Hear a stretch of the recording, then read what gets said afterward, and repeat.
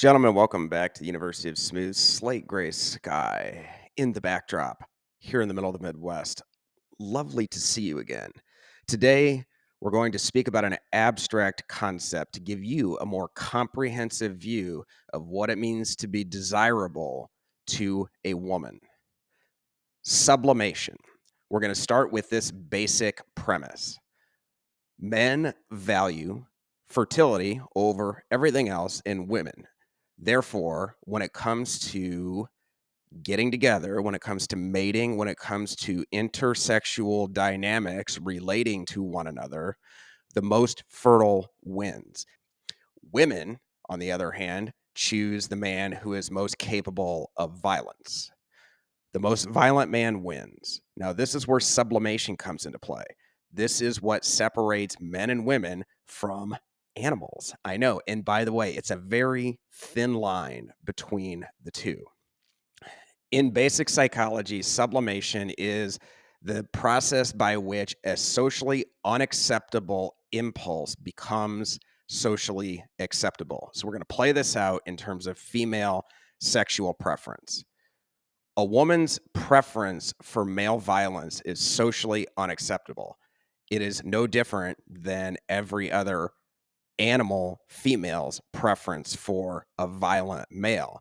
That's why the animal kingdom is not a society, yet human society happens to have all of this wonderful wealth of technology, spirituality, culture. Those are all expressions that are sublimated. They are socially acceptable. They are things that we do to suppress that unacceptable impulse for the sake of society. Yet it remains that when it comes to sex, not necessarily relationships, but when it comes to the act of reproduction, women will always prefer the more violent man. And even though a more violent man may himself be more socially acceptable than a nonviolent man who happens to be a criminal of some other nature, it's still socially unacceptable to express that preference. So it must be sublimated. Here is how women sublimate this preference for violence. First, they understand instinctively that they cannot just ask the man they're interested in to go fight another human being to prove he is the one more capable of violence. But what they can do is express a preference and internalize a preference for the guy who's tall, the guy who's muscular, the guy who has dark triad behaviors, especially psychopathy. Dark triad's a good example of this gray area. It is also socially unacceptable for a woman to say, I like psychopaths, but you can express that through a lot of fuzzy language. Women cannot oftentimes just come out and say they prefer a tall guy, depending on who they're around.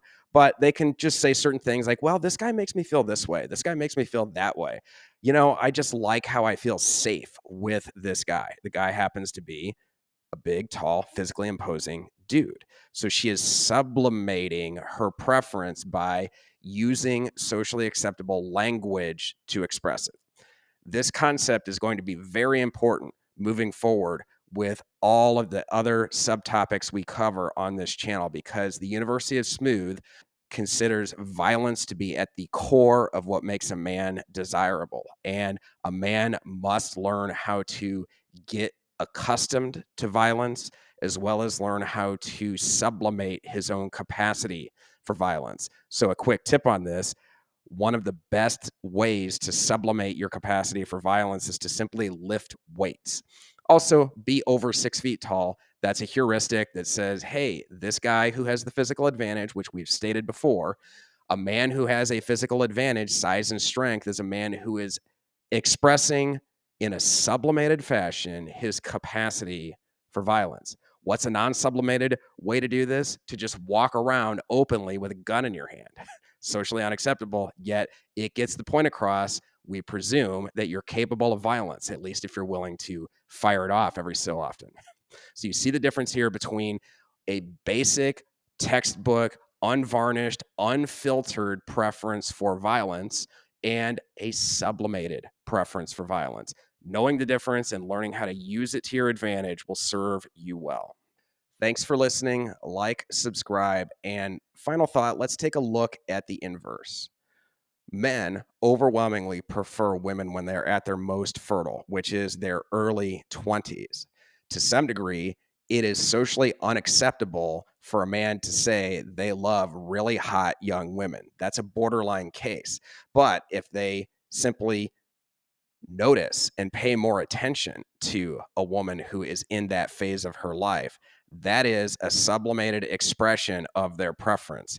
You can follow a bunch of Instagram models who are 22 years old, and unless you have people snooping up on your social media habits, no one is recognizing per se that you have a thing for hot young women. I know, can you believe it? You love hot young women. What a sick, perverted, creepy old man you are. Take care.